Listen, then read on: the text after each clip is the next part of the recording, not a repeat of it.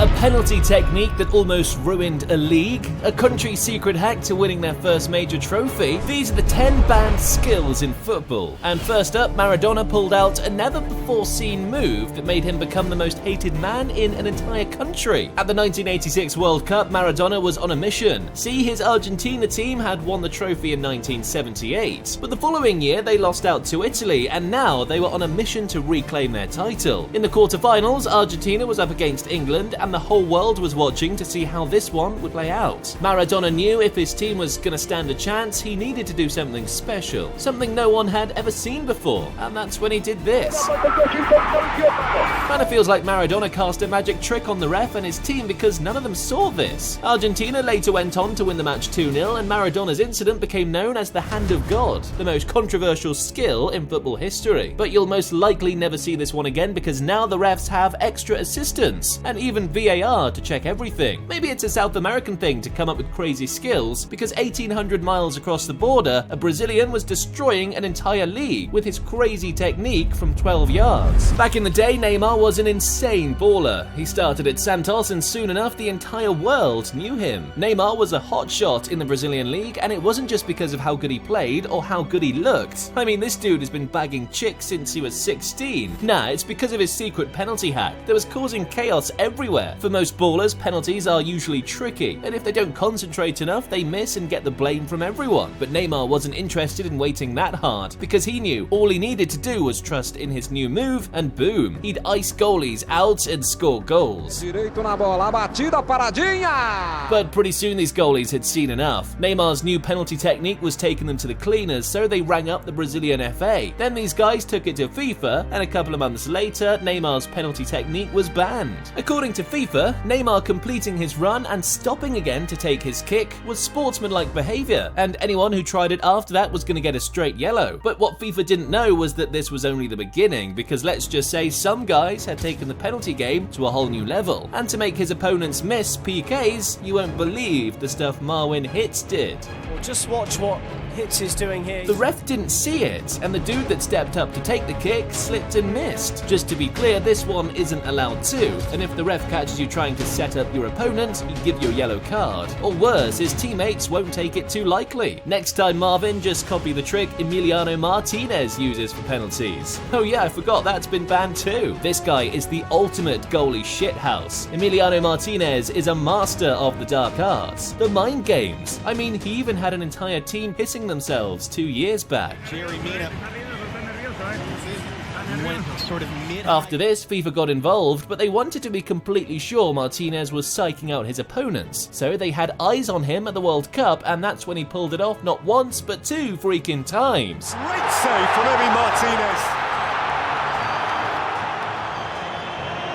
That was it. By the start of the next season, FIFA had a new rule in place that banned goalies from distracting players when taking pens or coming off their line to say crazy stuff like Martinez did. And this ain't the first time FIFA's had to create a new law just for goalies. In 1992, one goalkeeper used a crazy banned skill to help his country win their first major trophy. Denmark won the 1992 Euros, but here's the thing, they weren't even supposed to play in it. They actually didn't qualify because Yugoslavia was having some serious issues back home. They pulled out of the competition, meaning Denmark got to replace them. But they too had a big problem. Because this was sudden, the Danish team didn't exactly have a game plan until they came up with the crazy idea to backpass their way to glory. Og Klinsmann ind igen der.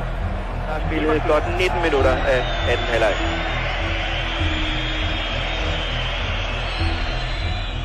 Time wasting at its peak. This was embarrassing for the game, and right after this, FIFA banned the back pass in the penalty area, meaning if you intentionally passed the ball back to the goalie in your penalty box, he'd give the other team an indirect free kick. At least that's how everyone saw it, but for dudes like Marco Verratti, they had IQ caps and figured out a new way to beat the system.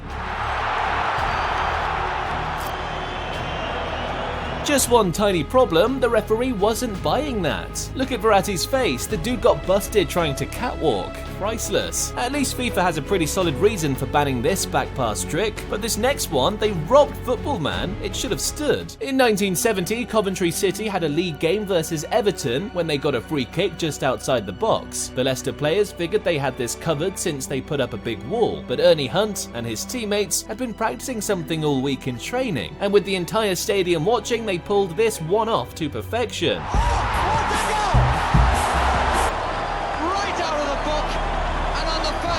Amazing! All over the world, it was incredible unless you lived in FIFA HQ by then, because yeah, they banned it. According to them, Ernie Hunt's free kick was a foul, because when the ball was kicked in the air, it was supposed to make full contact towards the goal, and so technical, Hunt's volley was a half kick. Still scratching my head around this one, kinda feels like they didn't like Hunt at all, because he hadn't subscribed to Mr. Football yet. But either way, football won't be seeing this donkey kick again, just like this next one, the shirt catch. Football's really simple, man. You kick the ball with your feet. Even a 2-year-old kid knows that. But for Eric Hassali, he thought it'd be fun if he brought a new trick into how the game was played, and to be honest, I won't have had a problem with it if it didn't look so awkward. I can't even defend this one. The guy couldn't decide if he wanted to play football or volleyball. Pick a side. This trick is banned, and it's super easy to see why, because carrying the ball in your jersey is an extension of your arm, and that's technically handball. The shirt catch is off, but the knee lock, I'm not so sure.